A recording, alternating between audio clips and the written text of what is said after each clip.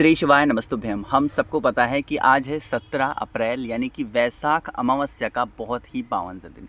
मैंने आपको एक बार नहीं कई बार समझाया है कि जो अमावस्या तिथि होती है, चाहे वो वैशाख की अमावस्या हो, चैत्र की अमावस्या हो, ज्येष्ठ की अमावस्या हो, मतलब कोई सी भी अमावस्या तिथि है, उस अमावस्या तिथि पर चंदन की 5 बिंदी का उपाय अगर आप करते हो तो इससे आप अपने पितरों को खुश कर सकते हो। ठीक है ना।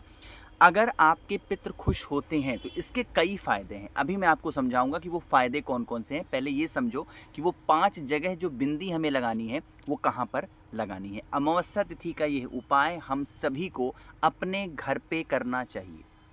अगर आपकी इच्छा है कि आप इस उपाय को मंदिर में करें तो मंदिर में भी कर सकते हैं। अगर आपकी इच्छा है इस उपाय को कहीं घर पे करने की तो आप घर पे भी कर सकते हैं, इसमें कोई दिक्कत नहीं है। ठीक है ना, समझ रहे हो ना मेरी बातों को। चलो अब एक चीज़ और समझते हैं। वो समझने वाली बात यह है कि इस उपाय के लिए हमें पीला चंदन चाहिए, लेकिन उससे पहले समझ लो कि अगर हमारे घर में ये कैसे पता चलेगा कि भैया हमारे घर में पितृदोष है। कैसे? देखो, कुछ ऐसे लक्षण होते हैं जो ऑटोमेटिकली आपको दिखाई दे जाते हैं। फॉर एग्जाम्पल, घर में बिना बात की लड़ाई होना, अक्सर किसी ना किसी चीज़ को लेकर के आपस में चिड़चिड़ हो जाना, ये किसका कारण होता है? पितृदोष का लक्षण होता है। अगर आपके घर में कोई इंसान हमेशा बार बार बीमार पड़ रहा है तो किसका लक्षण है? पितृदोष का लक्षण है। अगर आपके घर की जो कमाई है, जो इनकम है, वो कम है और खर्चे ज़्यादा हैं, कमा रहे हो 100 रुपये, खर्च हो रहे हैं 200 रुपये, तो किसका लक्षण है? पितृदोष का लक्षण है। ऐसे ही बहुत सारे ऐसे लक्षण होते हैं जो हमको आइडिया देते हैं कि हमारे घर में पितृदोष लगा हुआ है। बातें मेरी क्लियर हो रही हैं क्या? ठीक है ना। इसके लिए आप सभी को थोड़ा सा पीला चंदन चाहिए। पीला चंदन यहाँ पर सूखा नहीं लेना है ना। आपको क्या करना है, ऐसे कोई छोटी सी कटोरी ले लो, प्लेट ले लो, है ना, और उस प्लेट के अंदर आपको पीले चंदन को डालना है। और पीले चंदन को डालने के बाद में इसको हल्का सा पानी डाल के पेस्ट तैयार कर लो, पेस्ट तैयार कर लो, पेस्ट तैयार कर लो। बातें क्लियर है? फिर आप इस पेस्ट को उठाना और लेके पहुंच जाओ देवाधिदेव महादेव की शिवलिंग के पास में। यहाँ पर मैं आप लोग को 7 स्थान बताने जा रहा हूँ। कितने स्थान? 7 स्थान बताऊँगा। स्थान हम लोग चूज़ करते हैं जो अभी भी मैंने आपको बताया कि हमें कहाँ पर करने होंगे, इन स्थानों पे। ठीक है ना। सबसे पहला स्थान कौन सा होगा? भोले बाबा के शिवलिंग के जो ऊपर का पोर्शन आपको यहाँ पर दिखाई दे रहा है, यहाँ पर सबसे पहली बिंदी भाई यहाँ पर लगेगी। ठीक है ना, पहला चीज़। दूसरी बिंदी, भोले शंकर की प्रिय पुत्री जिनका नाम है माता अशोक सुंदरी, उनके नाम की जो बिंदी लगेगी वो आपको यहाँ पर लगानी है। ठीक है ना।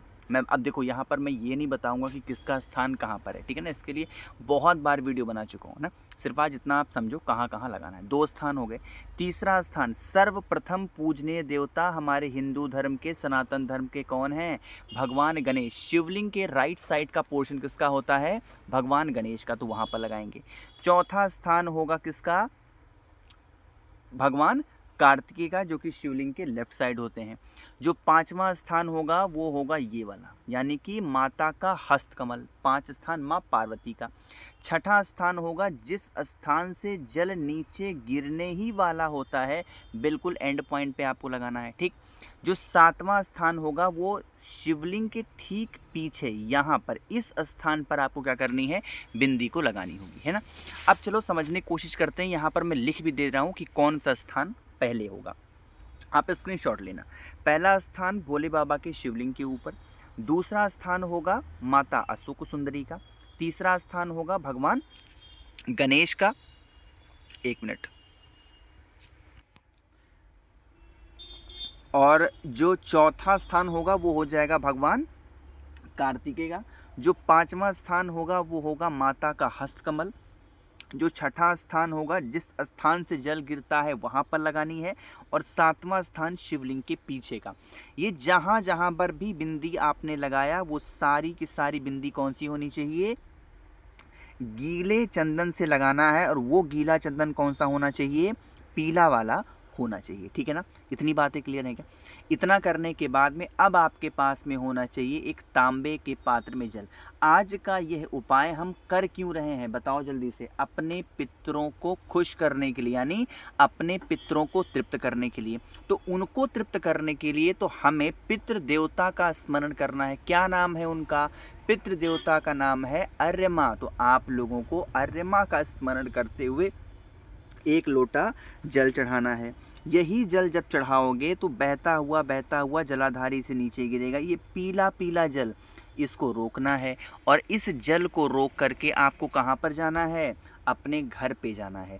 और जितने भी रूम्स होंगे, जितने भी कमरे होंगे, उन सभी कमरों में अगर आप छिड़काव कर देते हो तो कभी जीवन में आपको बैक नहीं आना। कहने का मतलब क्या है?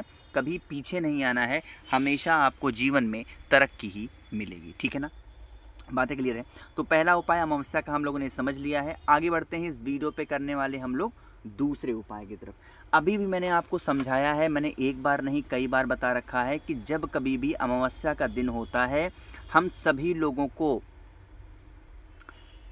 पीली सरसों का इस्तेमाल करना चाहिए। अच्छा, करना तो चाहिए, लेकिन इसके पीछे कारण क्या है? क्या रीज़न है कि हमें अमावस्या के दिन पीली सरसों का इस्तेमाल करना चाहिए? बहुत सारी बहनें हैं, बहुत सारे भाई लोग हैं जिनके सवाल होते हैं कि भैया हमारे घर में कुछ ऐसी चीज़ें हैं जो हमें नकारात्मकता की ओर ले जा रही हैं। जैसे हमारे घर के कुछ ऐसे सदस्य हैं जो कितनी भी मेहनत कर लें वो कभी आगे नहीं जाते, कितनी भी कोशिश कर लें वो कभी आगे नहीं जाते। तो उन्हीं को सही दिशा प्रदान करने के लिए हम ये उपाय कर रहे हैं। ठीक, एक चुटकी आप सभी को क्या करना है, जल्दी से बताओ? पीली सरसों लेना, बहुत ज़्यादा नहीं, मात्र एक चुटकी पीली सरसों लेना। और पीली सरसों के साथ अगर आपको एक पीपल का पत्ता मिल जाता, ध्यान रखिएगा अमावस्या का दिन है, पीपल का पत्ता तोड़िएगा नहीं अपने हाथों से। ठीक, जो पत्ता नीचे गिरा हुआ हो किसी से मंगा लो, या खुद चले जाओ लेने के लिए, या फिर जैसे भी करके कहीं से इंतज़ाम कर सकते हो, या फिर जो भी आपका अपना भाई जैसा भी हो। ठीक है ना, उसको आप इस पीपल के पत्ते के ऊपर वही जो पीली सरसों है उसको आपको रखना। ठीक, इसे लेकर के उस व्यक्ति के ऊपर से 7 बार घुमाना। कौन से व्यक्ति के ऊपर से? जो व्यक्ति घर में परेशान है। ठीक, अब परेशान व्यक्ति में स्त्री भी हो सकती हैं, पुरुष भी हो सकते हैं, छोटा बच्चा भी हो सकता है, बूढ़ा आदमी हो सकता है, स्त्री हो पुरुष, मतलब कहने का क्या है कि आपके घर का कोई रिश्तेदार हो, अगल बगल पड़ोसी जो भी होंगे ना, आप इस उपाय को उनके ऊपर कर सकते हो। ठीक, पीपल के पत्ते पर पीली सरसों को रखेंगे, उस व्यक्ति के ऊपर से कितनी बार घुमाना है? 7 बार घुमाइएगा। और आपके घर के आसपास में कोई भी नदी, तालाब, सरोवर, कुआं, बावड़ी हो तो इसका विसर्जन कर देना। अगर नहीं है नदी, तालाब, सरोवर, कुआं, बावड़ी, तो पूज्य गुरु जी ने अपनी कथा में पितरों के तुल्य पर 3 वृक्ष बताए थे। वो कौन कौन से वृक्ष हैं समझिएगा। सबसे पहला वृक्ष कौन सा होता है? पीपल का वृक्ष। दूसरा वृक्ष कौन सा होता है? वट का वृक्ष। और तीसरा वृक्ष कौन सा होता है? बेल का वृक्ष। यानी कहने का मतलब क्या है? अगर आप इन 3 वृक्षों में से किसी भी एक वृक्ष के नीचे आ सकते हो तो वहां पर आकर के इसका वहां पर रख दीजिएगा। ठीक है ना, इससे जो भी रीजन से हमारे घर में, परिवार में अगर पितृदोष लगा होता है और नकारात्मक ऊर्जा घर में प्रवेश करती है तो वो दूर जरूर होती है। ठीक है ना, बातें क्लियर हैं? 2 उपाय के बारे में आपको समझ में आ गया है। आखिरी उपाय के बारे में हम लोग बात करने जा रहे हैं जो कि हमारा तीसरा उपाय है। लेकिन उससे पहले एक छोटी सी बात बताना चाहता हूँ।